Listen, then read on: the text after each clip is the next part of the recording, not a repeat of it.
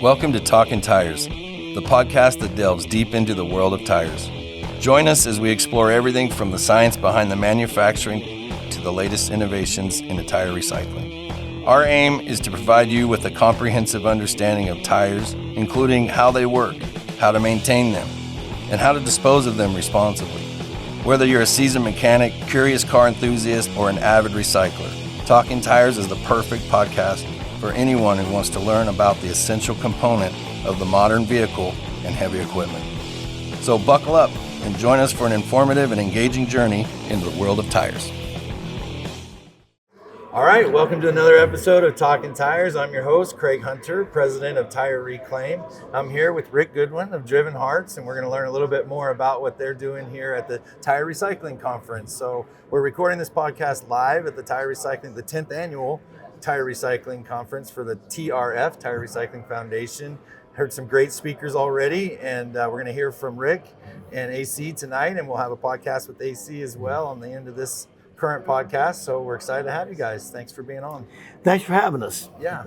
So Talkin Tires is about tires, right? So we talk about everything from the manufacturing of tires to the care of tires to the disposal and end-of-life tires, which kind of falls where Tire Reclaim comes in. We do crumb rubber, press molding. We do things with tires that people don't even understand. When I first got into the tire recycling business, it was really, I thought you just gave this to the tire dealer and it just goes away like anything else. But there's actually a serious issue with tires. Our rural areas are filled with giant piles that we're trying to be a part of cleaning up. And we've partnered with people all over the industry. And something that I like that you're doing is really going after the impoverished areas, and I want you to talk about that. But first, I would like you to talk, if you would, about you, Rick. And that's one of the things with the podcast is the person that's sitting across from me. It's important, right? So I know you have a background. We talked a little bit about it, but I stopped you short because I want to save it for the podcast. So why don't you tell me a little bit about Driven Hearts, but first about you, how you got here. So, make a long story short, I started in the toy industry. Okay, in 1994, I wrote the first patent, any toy that reads the book page by page, and basically changed how children learn forever electronically. Okay. I got picked up by a man named Bo Sells, that was the founder of Target, that had an idea for automotive repair shops. As the internet came out in 2011, this little girl named Siri was born. Okay, that changed us forever. Okay, and people don't realize how short a time span that was. But they had an idea of that they would be an advertising company. The consumers wanted to get a quote online, and shops wanted to engage in internet sales. It was all still brand new, the whole concept, the whole idea. But they thought that they would advertise, a customer would come and say, listen, I need an alternator for my vehicle. They would then push it out to 128 shops in the back end, and those shops would bid on it. And I said, no, that's not the industry. I said, Boke, the industry is a culture. I said, the automotive repair industry is a culture all of its own. I said, people don't just get out of high school and go, you know what? I think I want to become a technician. You know what? I think I want to become a tire guy. I think I want to own a shop. No, you're born into it. You're raised in it. You either had a love of golf carts or go-karts, or an uncle that owned a shop, or a buddy's dad that owned one. Or into racing, yeah. Yes. Something that got you into it. And he said, what can you create something? And I said, yes. My main background is software. I write and I create new software programs. And we got picked up by U.S. Auto Force, okay, which is one of the largest tire distributors in the country. Big boys. And we white labeled the program that I wrote to their Repairs Anytime program. So basically allowing customers to go to a shop's website and get a quote 24/7, 365, okay, without ever speaking to the shop. We just finished the AI service writer that now you'll be able to call a shop and working with ChatGPT and AI, understanding what's wrong with your vehicle. And Jimmy, I called him Jimmy. Jimmy will be able to help you diagnose your vehicle before you ever get to the shop. and be within 5% of what's wrong with it. Wow. And simply because chat's recorded every Manual, everything, every anything diagnostic online. manual, everything out there, okay? Yep. We send a technician to school, they go to diagnostic class, okay? That's all now in chat's world. So when you say, my car won't start, chat says, okay, ding, ding, ding, it's got to be one of these things. I got acquired in January of 2025 by Lead Venture, and I'm still running that organization of Auto Repair Compare was the name of the brand. I'm still running that for another 15 months for them. But when I got acquired, I said, I was a charter boat captain. Me and a bunch of charter boat captains said, let's go to Panama fishing. #1 fishing lodge in the world, Tropic Star Lodge. And when you're a sports fisherman, you do exotic Oh, I things. saw some of the videos, some gorgeous fish coming out of the water. And I went there, I caught some great fish, and I always want to learn the people. I want to learn the culture. As I learned the automotive culture, I like to learn the culture of the people where I'm at. I lived in China for 20 years. Wow. Okay. It's a whole nother story in its own. That's a whole other story in its own. We don't have time for that today, I don't think, but that was probably an But the experience. bottom line is I ended up in a village of children that didn't have a dream. They had dream deficit. That they didn't have shoes. The average child in that village, the average girl gets pregnant by 12 or 13. Oh. If they make it through the 8th grade, they go to Panama, okay, to go to high school, but they've left the jungle. Most of them never come back. I was gonna say they're not coming back. But what I saw, I went there for a hot dog. Okay, but what I saw was they had a soccer ball, and they would kick that soccer ball around. That was their love. And I wake up every day and I look in the mirror and I say, you know what, buddy? Today you're going to make a difference in somebody's life, good or bad. Yeah, it's true. And one way or the other. And I said, Ricky, you can make a difference here with the connections you have through U.S. Auto Force and through the rubber industry and through the thousands of customers that use your software. We can come up with a program. We can donate a recycled soccer field to the jungle. Okay. And this was the first project in the Darien jungle. We'll lay it in January. I came back. I spoke with Nick at U.S. Auto Force, who put me in touch with Thomas Womble from Liberty. Liberty Tire Recycling, yep. Thomas said, I'm in, count me in. We're Nice. doing this. Okay, big, huge supporter. Great. Thomas was doing his things. He said, listen, I'm going to put Stratton Critton on this. Okay, Stratton has been an very capable guy. Absolute angel in the Absolutely. program. And Stratton has introduced us to other people. And if it wouldn't have been for Nick, for Stratton, and for Thomas, we wouldn't be here today. Driven Hearts would still be trying to figure out how we're going to build this field in the jungle. And it's not just about money, it's about knowledge. Okay, and the knowledge and the partnerships that we're gaining out of this process here. My people said to me coming up here, they said, what are our expectations?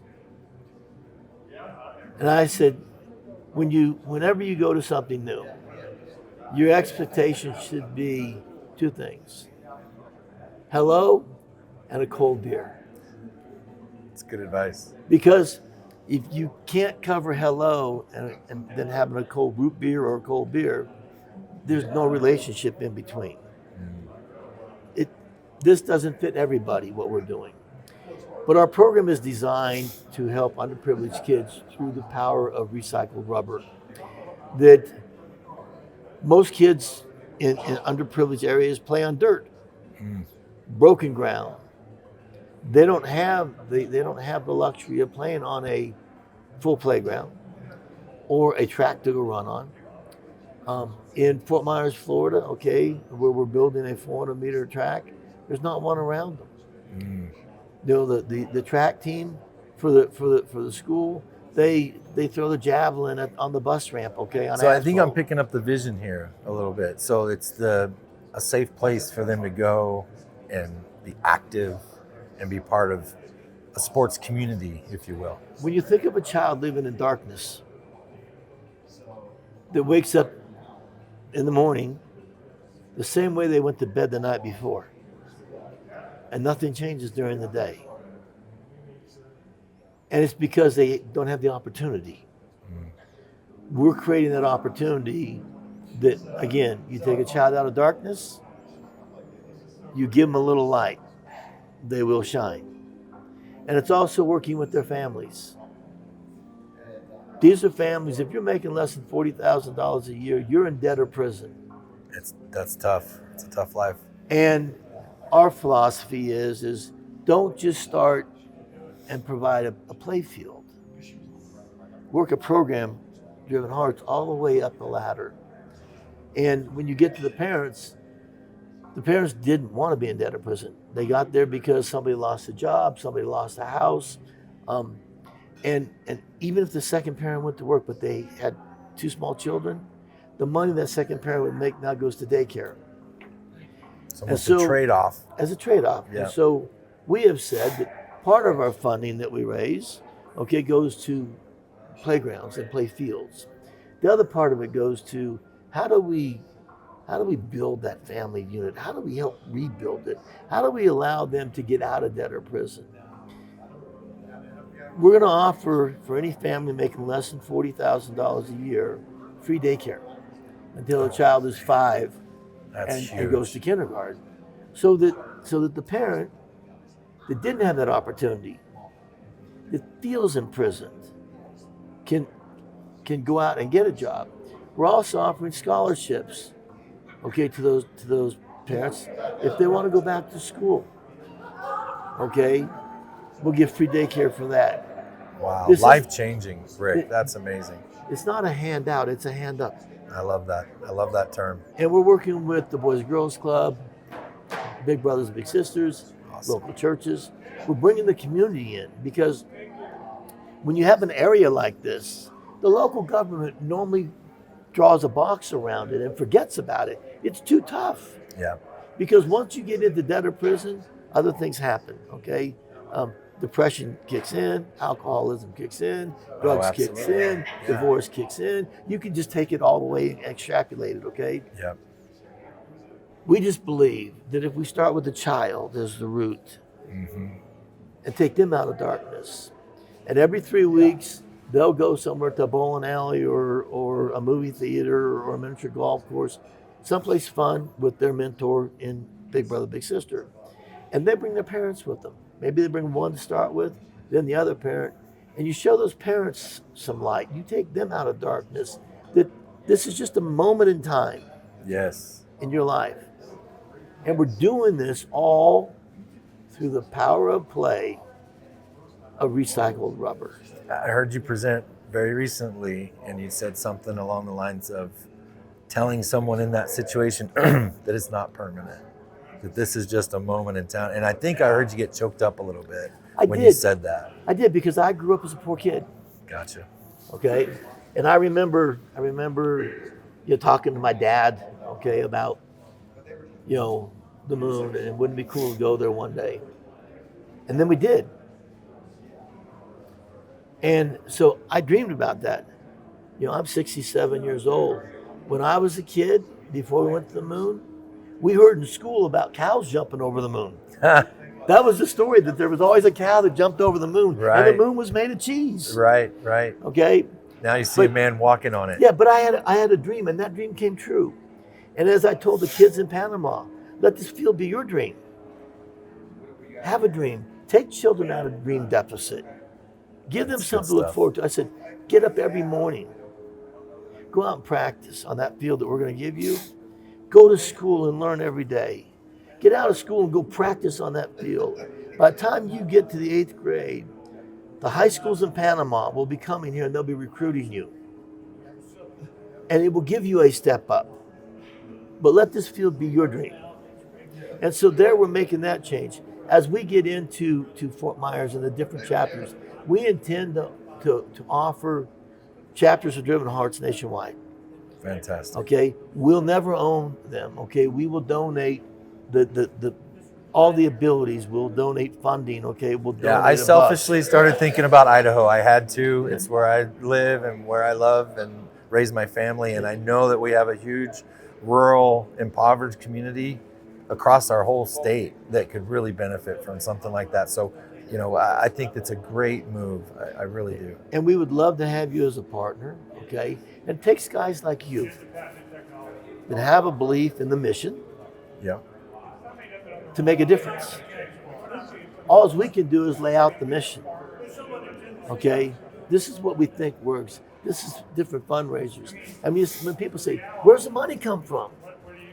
Well, the money comes from major fundraisers that we do, but the money comes from local donors. You have angel donors in your community, okay? You build it, they will come. If you're making a difference, they will invest in their community. The bowling alleys, the movie theaters, okay? The golf courses, the things that bring fun and the differences you make. Then your local city and your local county that see the differences that you're making will start engaging. The states will start issuing grants. Okay, there is a lot of money out there that's capable of gathering, and it all starts through why I'm here right now, through the power of play and changing lives with recycled rubber. I love it. Hey, I think that's a great lead in because we're going to have AC on after this.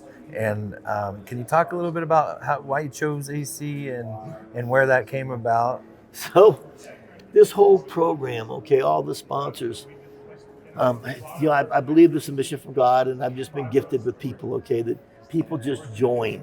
They just join. Here's a good example, okay? You got a booth right next to us, okay? Yeah, and that serendipitous. And you said, hey, what's that over there? And we got together, and here we are today. Yes. And so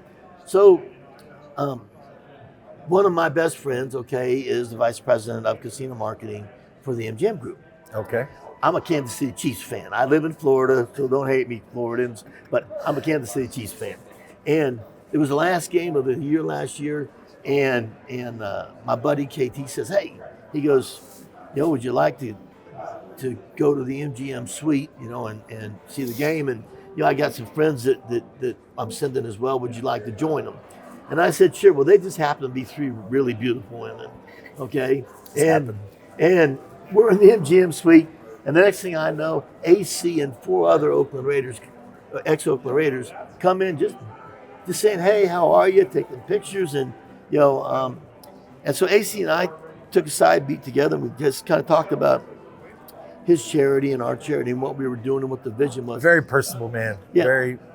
Very good rapport, I'm sure. And he said, let me tell you my story. And I won't give his story away because he's going to tell it. Yeah, he's going to tell it. Yeah, you're right. But AC is a product of the environment that we're creating. And when you hear his story, it is touching, and his philanthropy and what he does on a yearly basis. And he'll bring additional athletes into the program. It's a big world we live in, okay? And the power that's in this conference right here, when you put all these companies together, yes, and the different products and the imagination that's in this building. Yeah, there's some real movers and shakers in here for sure. It will advance, okay? And as there's naysayers in our industry, we have yaysayers and we have naysayers, okay? The more that we do, the more communities that we change, the more projects that we lay in and that we build, okay? Naysayers will become yaysayers, and the rest will be history. You can go back in time and think about when the laptop first came out, okay? And guys that were 40, folks that were 40 when the laptop came out said, I ain't using that thing, man.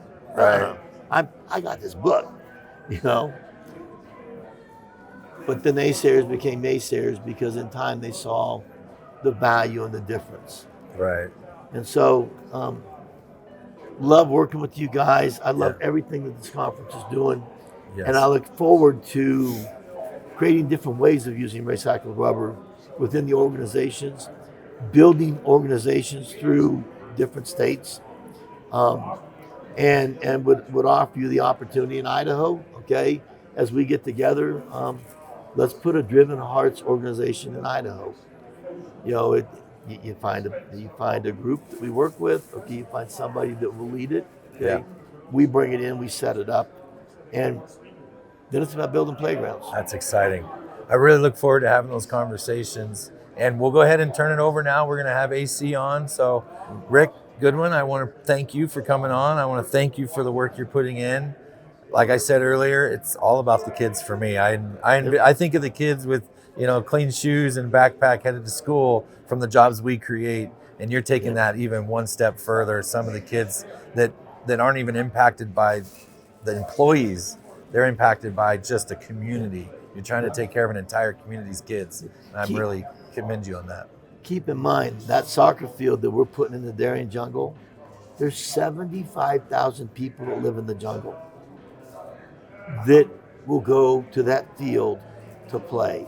There's nothing like it in the Darien jungle. I can only imagine. The country of Panama, the government's behind it. Minister of Sports are behind it. Local mayors are behind it. Okay, it's going to make a huge impact and change on the lives there. And so that's the first project, and we invite you to come join us on it. Appreciate you for having us. Thanks. Okay. All right. We'll see you soon. Stay tuned for AC. All right. Welcome to another episode of Talkin Tires. I'm Craig Hunter, your host from Tire Reclaim, and I'm here with AC Caswell. We're going to get that right. In the Driven Hearts program, we've just spoke to Rick Goodwin, and we talked about how his heart got moved for the children in impoverished areas, and how play to how did he word that? Is play to power to play. Power to play, and how that can really impact a young person on having somewhere that they can go and learn about a sport and exercise, and not just have so much darkness and depression in some of the impoverished and rural areas. And we're fortunate enough to have AC come on the podcast and finish up this podcast with Driven Heart. And AC, welcome to the podcast. Hey man, thank you so much for this opportunity. Yeah, great. Welcome over. And I always say, thank you for any type of media platforms that give us an opportunity to really kind of talk about what's going on and how we can be a positive impact to the society. So thank you guys for providing this opportunity. You bet. So we're here at the Tire Recycling Foundation, the 10th annual conference that they put on. 2 years ago was Atlanta, Georgia. This year, Denver, Colorado. Who knows, 2 years from now? Well, I have a feeling we're going to see each other again. This seems to be like it's taking root. Yes. The Driven Heart, this tire recycling community seems like they're really embracing you guys. Yes. But why don't you tell me a little bit about how you and Rick met, maybe, and your background and. Yeah, once again, I think it's definitely destined timing. My profession, obviously being a professional athlete, playing my whole career with the Raiders. Oakland Raiders, right? Yep, Oakland Raiders, All right. And now sit on my board for the Raiders, for the NFL, Raiders, Super Bowl, and all those things. But Rick and I, man, we had the pleasure of meeting, actually doing one of our Raiders alumni games that we had. Oh, that's right. He spoke on that. And it was so awesome because our job as players is to basically go meet and greet with the sponsors and take pictures and get a chance to be supportive to those guys. And him and I just kind of, we connected. I had a chance to visit his suite as a player and had some time to personally sit down and talk to him. And just within those couple of minutes, man, I said, well, tell me really more about who you are, what you do. And when he started telling me about the vision behind, Driven Hearts, immediately, man, it just touched me because of my story, because of my background, and I made my story public. I was a young man who grew up in South Central Los Angeles, had a very hard lifestyle, didn't have a father in my life. I came from poverty, and I know if it wasn't for those teachers and those nonprofits that provided a great vehicle to us, I wouldn't have made it, man. So when he started telling me about the mission of Driven Hearts, I'm like, bro, I'm all in. Tell me more about it. How can I get involved? And that led to, being supportive and then telling me about this industry, which is the tire recycle industry. So I'm just fascinated, like, wow. Yeah, and you told me, I think yesterday in conversation, you were talking about the fields you used to play on, right? 100%. And that was a big part, rocks and potholes and cigarette butts in the fields. So tell me about how you feel that having because the Driven Heart movement is about getting AstroTurf fields into areas that may not have them. And how would that have impacted you as a youngster? 100%. And, and obviously we're going to be talking about this amazing story today, that journey. But just imagine, I didn't have Driven Hearts back when I grew up. Obviously, that's a no-brainer. But having an organization that takes heed to these communities, these poverty-stricken communities, say, how do we create a balanced field, an even playing field, right? And I was that young man, like I said, growing up in my environment. I was only a product of my environment. Hey, I loved the passion. I had a passion for sports, football, street ball, it doesn't matter. And I remember those days, man, of in my community, going to the parks, playing pickup games, practice, it doesn't matter, where you have literally a field with cigarette butts and rocks and cracked, shattered glass, but we still played, imagine. right? Yeah. And going to the playgrounds, we had no rubber, no mat. I mean, it was brutal, Yeah. It's like you have to pay to play to get hurt, Right. Running track and running on bad conditions. And now knowing that, man, I have this opportunity to really look at these brands called tire manufacturers and tire recyclers, to know that they have now put people in a position, poverty-stricken programs and schools in a better position. Donating their time, engineering, architects. Building these field turfs and all-weather track fields and rubber mats for the playgrounds. I mean, this is amazing, man. Yeah. So I can only imagine as a youngster that probably would have had a huge impact on you. And something else that Rick talked about on his portion of this podcast was the daycare. Yeah. So you say you had a single mom? Yeah, Sounds absolutely, like dad sure. wasn't there. Could you imagine what free daycare might have done for her in those days? Goodness, man. I mean, when you look at those real life situations and you say, how much better my life could have been, right? Now, thank God we made it through and we fought through, but having those resources, right? Having organizations that stepped in, and once again, the nonprofits that did an amazing job with my brother and I and our friends, kept us off the street, fed us, clothed us. But just imagine, what Driven Hearts is doing if we would have had that back in the day. Right. Who recognized this community and said, hey guys, how do we step in? How do we create a change, a positive change, to be able, like me, to be able to build that confidence up, to know that I have an opportunity to be great. Man, it's life-changing, man. Yeah, and confidence is a big part of it, right? Absolutely. So it's hard to build confidence when you're out dodging shattered glass and cigarette butts, and then you go, down to the Beverly Hills school 100%. and you see all of this, grand fields that they run and they train and they look like perfectly organized machines out there, and you got to go play up against that. If you have a little bit more behind you before you get there, just make you that much more sharp and more confident. I tell you this, it was so degrading. Obviously you have to survive in life. You have to deal with what you dealt with, and that's one of the areas that I knew that, hey, regardless of whatever you throw at me, hey, I'm gonna keep grinding, right? But it was unfair, but hey, that's life. But now we know that we're in a better position to change these narratives. Okay, to team up with organizations like Driven Hearts and your company and all these other amazing brands saying, hey guys, we're taking heed to this and we can do something about it. And I think that's the importance of why we're here today. Right, and he talked about Panama, visiting Panama and the impoverished area. I think he even called it a village, right? 100%. And he said, we're going to get this turf in this village. Absolutely. It's going to be the first time anybody's ever done anything like that. Yeah. There's 75,000 people apparently in this jungle area, and they're now going to have access for their children to go out and get the confidence that maybe they otherwise wouldn't have out of a very dark place. Yeah. So I commend you guys. I think it's really great work that you're doing. Yeah. Is there anything we haven't covered here that you think we should talk about? No. Once again, I just say, that is true what you're saying, that, let's all dive into this thing together. It's so impactful, and for me to have this opportunity, man, I never thought I would have this platform in this industry to tell my story, right? But to tell that story to these companies here and say, thank you for just teaming up and knowing and letting them see how impactful, their company is to, sometimes they don't see that. And now we get a chance to say, we guys, we get tunnel vision because we got a job to do, so we don't really 100%. pull our head up to look around very often. 100%. Yeah. But that's why it takes these moments to say, guys, look how powerful this thing is when we come together, right? Hey, it might not be your vision. It's okay, as long as we all do our part. Now having the resources to travel around the world, but also in our own backyard, right? And to make sure, guys, we're going in these communities, providing those amazing positive vehicles for kids and daycare.